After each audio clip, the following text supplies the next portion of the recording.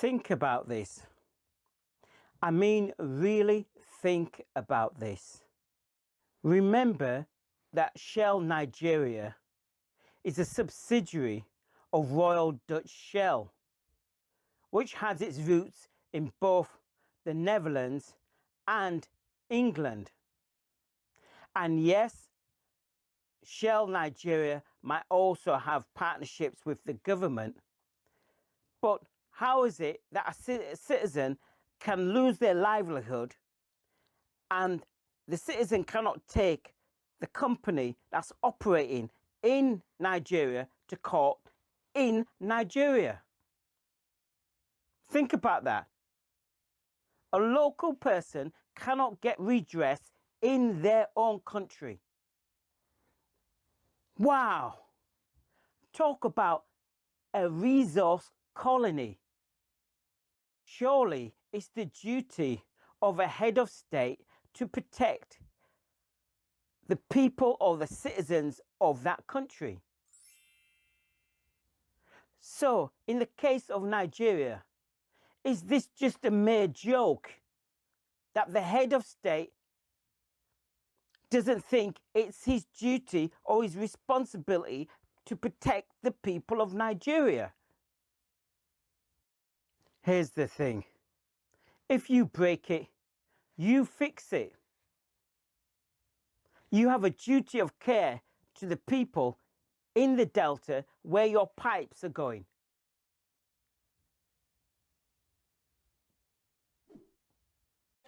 The Niger Delta is at the heart of Nigeria's oil industry, for which it has paid a price: environmental contamination on a vast scale. The oil giant Shell and its Nigerian subsidiary have always denied any responsibility, but today a Dutch court disagreed, siding with 4 Nigerian farmers who say their livelihoods were destroyed by the leaks. Today, justice has prevailed. We thank God. Why do Africans and those who identify as black, why do we suffer all the time? Why? Obama showed how it should be done, how the head of state should deal with an oil company once an oil spill is identified.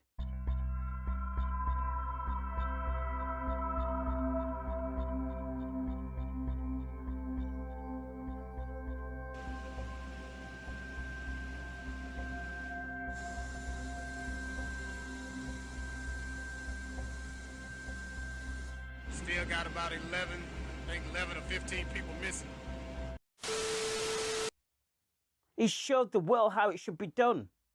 Why should Africans be second or third class citizens? Why should we have a worse outcome? There is an oil spill. There are plenty of oil spills in the Delta. It is the duty of Shell to clean up the Delta. Don't care how much it costs. Clean it up. And tonight, I've returned from a trip to the Gulf Coast to speak with you about the battle we're waging against an oil spill that is assaulting our shores and our citizens. On April 20th, an explosion ripped through BP Deepwater Horizon drilling rig, about 40 miles off the coast of Louisiana. 11 workers lost their lives. 17 others were injured. And soon, nearly a mile beneath the surface of the ocean, oil began spewing into the water. Because there's never been a leak this size, at this depth, stopping it has tested the limits of human technology. I assembled a team of our nation's best scientists and engineers to tackle this challenge. A team led by Dr. Stephen Chu, a Nobel Prize-winning physicist and our nation's Secretary of Energy. Scientists at our national labs and experts from academia and other oil companies have also provided ideas and advice. As a result of these efforts, we've directed BP to mobilize additional equipment and technology. And in the coming weeks and days, these efforts should capture up to 90% of the oil leaking out of the well. But make no mistake, we will fight this spill with everything we've got for as long as it takes. We will make BP pay for the damage their company has caused. Yes, I hear you say that the oil spills are not the fault of Shell. There are local people engaged in bunkering where they are hitting the pipe, getting the oil to come out, and then they are collecting the oil and selling the oil privately. They're bunkering. Yeah, we know they're doing bunkering. And yes, oil still remains Nigeria's #1 export. So for you who are going to be saying, well, the local farmers in the Delta, the fishermen in the Delta, the fishing communities need to take one for the team, take one for Nigeria. Your community can be destroyed, but at least we can extract the oil. Take one for the team. I hear what you're saying. But surely, isn't there another way? Surely Shell can use satellites to see if there's any spillages. They can employ local people to protect the pipes, to monitor the pipes throughout the day. I mean, how much would that cost? It'd be very little. And if there is an accidental oil spill, then you should have a fund and a group of people locally ready to rush in and clean it up. And if people are bunkering, right, you can use local intelligence to find out who are doing it. All these things can be done. They could establish a compensation fund, so anytime a major spill happens and someone gets impacted, they can first clean up the spill and compensate the local people. All this can be done in a modern society. So why can't Nigeria have these things? The problems we face as Africans is the same problems that the Arabs face.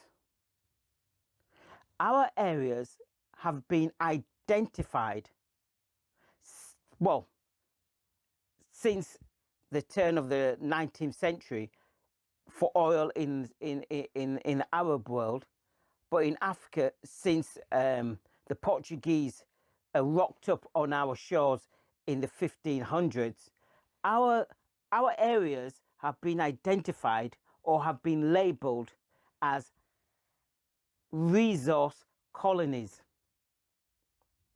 So everything that happens in a resource colony happens for a reason, and that is to extract resources at the in the cheapest way possible, to go out into the industrialized and in the industrializing world, whereas we are left desperate. What I like to call desperados. They produce desperados on the ground because we are a resource colony. So you can pay a young man a couple of naira to go and kill somebody, and he'll do it thankfully because he's got a couple of naira. You can pay a couple of naira to a man or woman to go vote for a corrupt politician. They will do it nicely.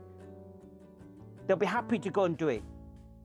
Or you can give them a bag of rice because they are desperate. They are desperados. They've turned us into desperados. While the West and the rest live quality lives, we must live in desperate situations. And will it end? I don't know. We seem to lack the grit needed to take these people on, to understand basic issues, to understand what is going on. There are simple, timeless truths. They exist. You come to our land to exploit us, we're not having it. End of story. It's not, oh, let's talk about each other's culture. No, I don't go to your land to exploit your land. I don't go to your land to enslave you. I don't do that. So why come and do it to us? It's simple. It's not complicated. You don't need a PhD to work this shit out.